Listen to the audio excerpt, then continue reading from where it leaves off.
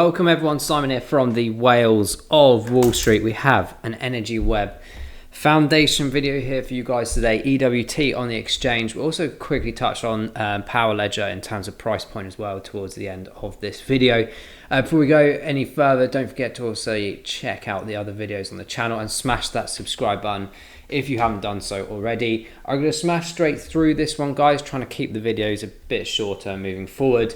But this one's really interesting. EnergyWeb is a project we've been covering for a long time, very heavily orientated around Web3 development, blockchain into the energy sector. This is helping in terms of transparency of carbon credits and things like this, but also the speed at which energy is transferred and transacted as well. And there's a load of other things as well that we covered in the previous videos technologically wise as to why this is such a powerful project and technology. But there's some really key individual elements of information within this video that kind of re-enhance why personally I'm invested in the EWT token and other energy related projects as well. As we continue this narrative around climate change, the continuation of news around green energy, sustainable energy, renewable energy. What does this actually mean? How much is this worth as a market? But also individual things that blockchain bring in terms of security and data information gathering, etc., particularly with the modern integrations of AI and algorithms and data collection as well, how that all intertwines and why this is interesting for EnergyWeb moving forwards, and particularly for staking as well, which is really interesting. So just quickly on this one, guys, this is absolutely huge numbers here. So we know, I'm sure if you've driven around your local fields and things, more and more farmers, certainly as well since the agricultural bill went in 2020, a lot of farmers are diminishing their crops and their cattle, etc., and moving more in towards privatizing their land, or at least selling off the land to renewable opportunities. Some indeed just selling their land off completely to the companies. So there's no doubt in my mind that many of you have seen solar panels or wind farms around, either inland. Here where I am in the coast, there's a lot of the offshore ones down here.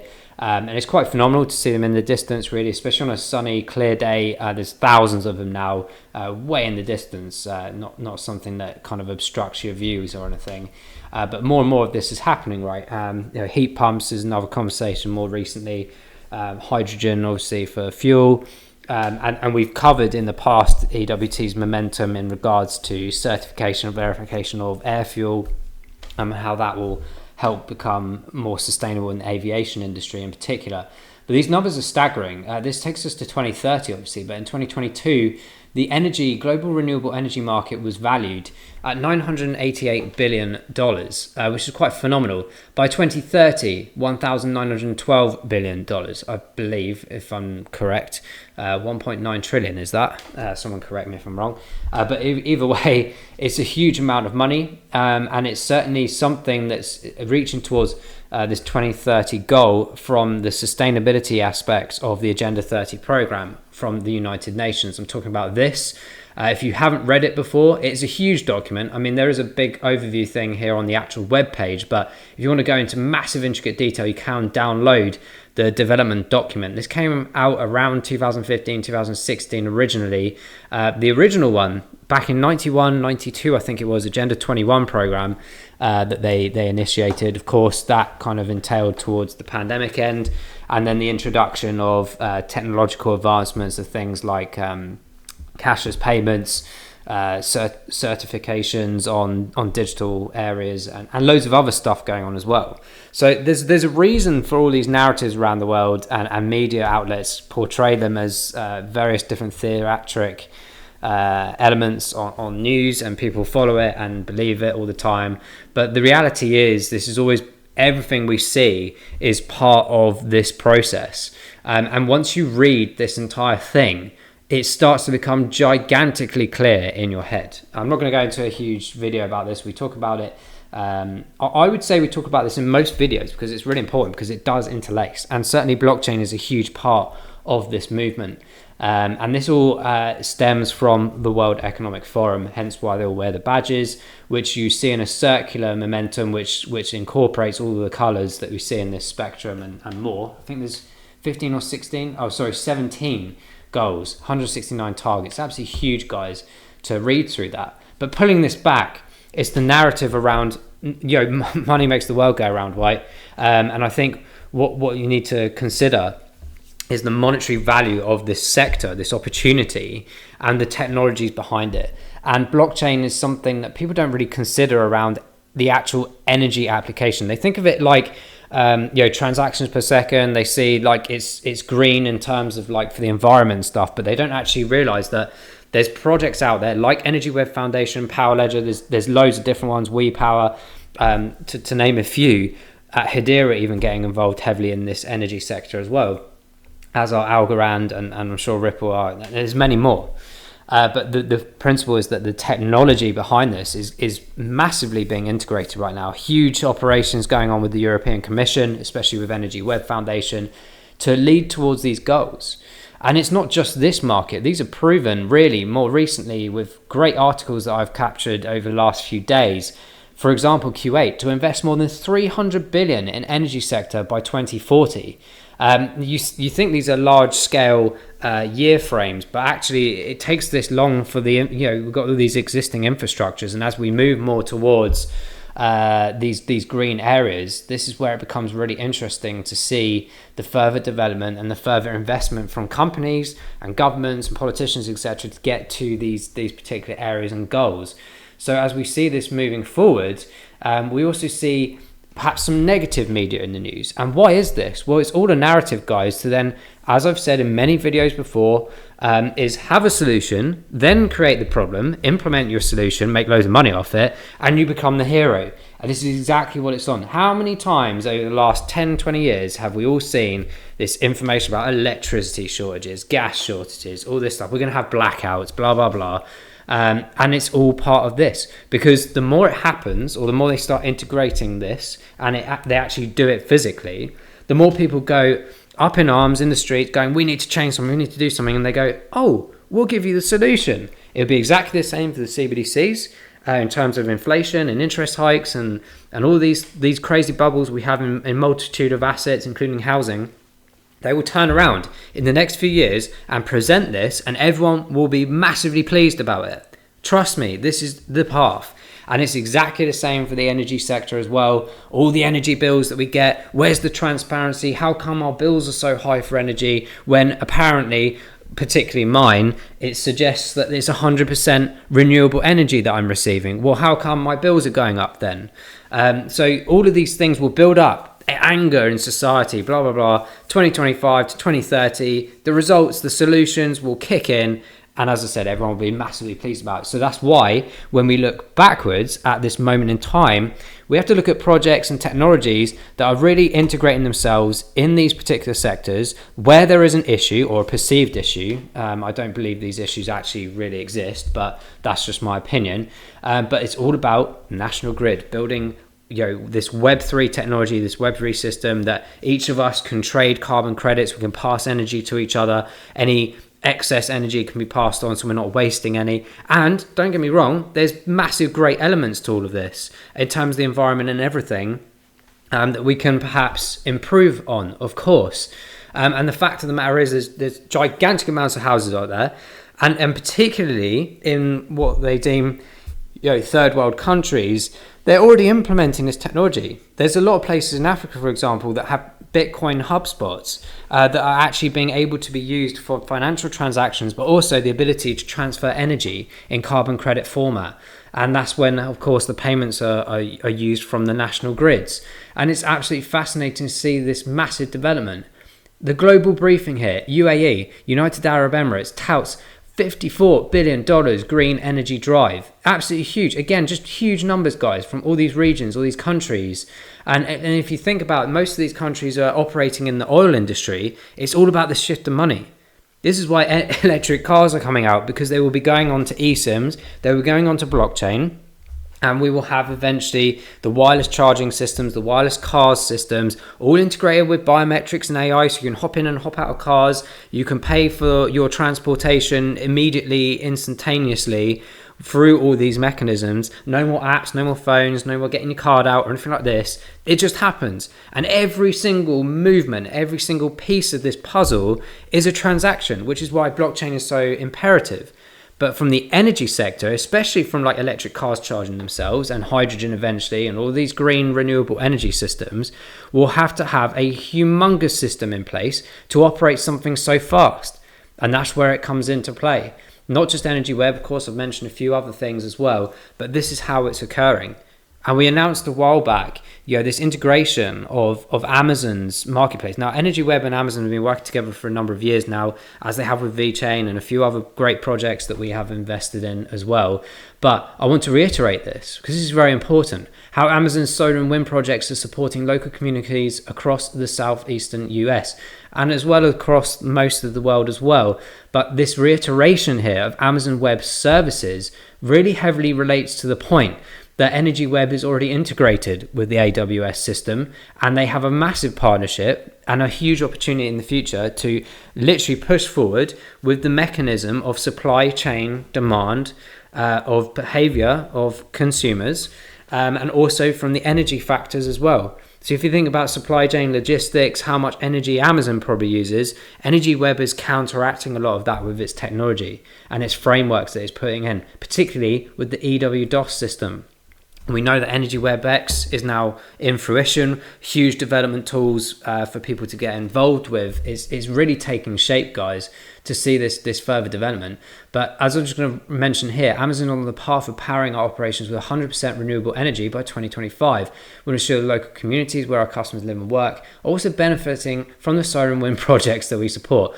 Now, just to be clear, when they say about supporting, this is very much about privatization of land, and it really relates backwards in reverse to really enhance the concept that a lot of companies out there will go and say, yeah, this is a great initiative, but actually what they're really doing in the background is just taking control of your land. I think there's some crazy statistics from the agricultural perspective. I think Bill Gates owns something like 60-70% of the agricultural land in America and incorporated all these companies, especially the meat-free ones, where they're kind of taking over.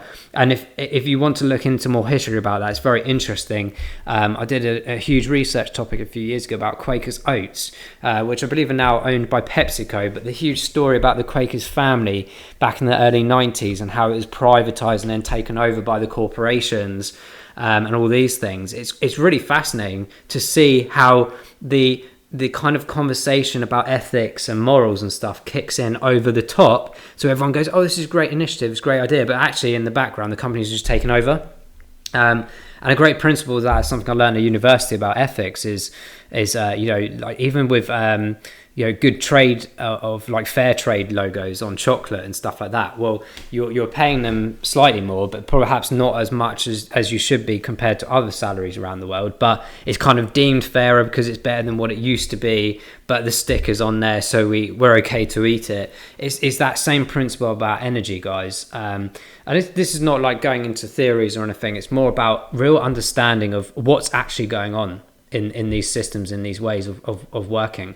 But to reiterate a few other things here about the national grid and the way that the energy blockchain systems are coming into play more and more. This is a fantastic article, literally came out today. All areas around blockchain technology and how this is integrated with energy.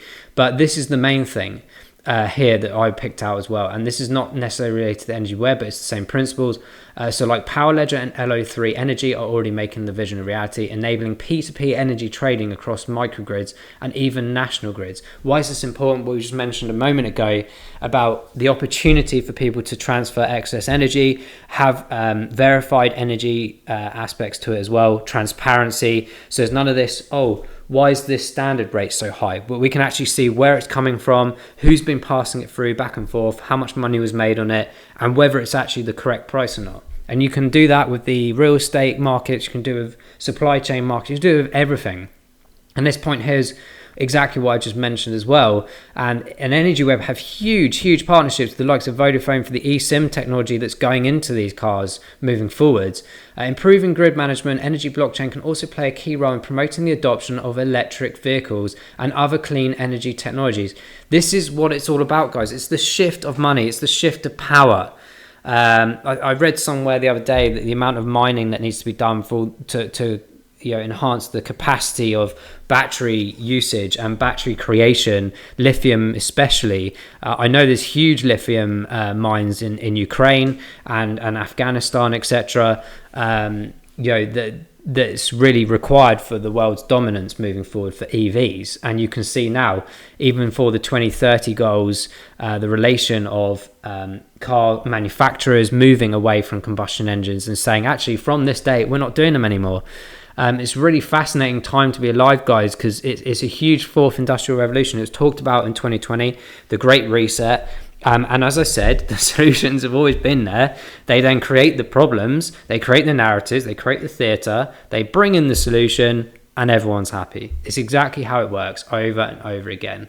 Can't remember the name of the book I read a while back. It's about the history of how humanity and society creates themselves to fail in order to create consistent power and strength within that. And as I said, for me, I'm kind of on the fence. I'm open-minded about it all. This isn't a tactical thing to say like, this conspiracy theory or anything like that. I'm just relating points and information that's come out in reality, and then enhancing that reality into how can I benefit from this in a certain aspect of potential investment, and including the fact of doing such research on particular technologies and projects that will really have massive real world use case. So these are huge assets, huge opportunities. This article is fantastic. It's a proper breakdown. If you're new to this kind of thought process or sector, or certainly the energy sector within crypto assets, it's a really cool thing to understand, and then you can kind of match up in your head why this is so significant moving forward.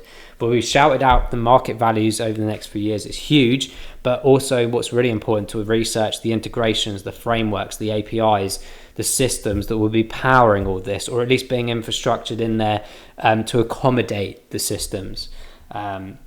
As I mentioned many times, EnergyWeb is hugely integrated with European Commission, Power Ledger, huge case studies going on over in Asia and Australia right now. The first kind of case studies of apartments being powered by Web3 energy P2P. It's here now, guys, and it's almost like an opportunity, which we'll literally talk about right now, actually, in terms of the price points and everything, whereby we look at the future potential trends of these prices of these tokens. EnergyWeb actually hit all the way up way back here in 2021, up to the dizzy heights of around $23. Now it's currently floating around $260. We made a comment in the last EWT video that there's probably potentially some automatic market makers here that are stopping it from penetrating lower than this $2-ish mark, because it hasn't done so far. But it's certainly been testing these lower areas. It's testing its resolve. But there's so many holders of EWT, so many people staking EWT in the pools, as to why this is kind of staying up. And that point I was about to make earlier, there was over 130,000 solar energy monitoring systems exposed online. And this was an article from a few days ago as well, as I talk about this chart. The point being about that area is that EnergyWeb is hugely incorporated with its staking method to help with the conduction of validating and verifying the process of trade transactions, and also, of course, the information, the privacy, the data, etc. It kind of, that's the whole point of the mentality of blockchain itself, the chain of blocks, to have that processing power, the verifying, and then going to the next block, the next block, the next block based on transactions. And it stops this potential opportunity for things like cyber attacks, for things like data and information going out the window. So when you think about that, and we look at this price point where it is right now, we're talking about the market value, we're talking about the integration, the technological opportunities, the solutions that EnergyWeb provides. I honestly anticipate that we would smash through that $50 mark in this huge next bull cycle, which I still anticipate to be around 2024, 2025, especially as CBDCs and stuff come in, the RTGS system gets switched on as well. I believe that'll be the catalyst, along with AI, of course, and a multitude of other things too, Bitcoin halving, etc., coming soon also.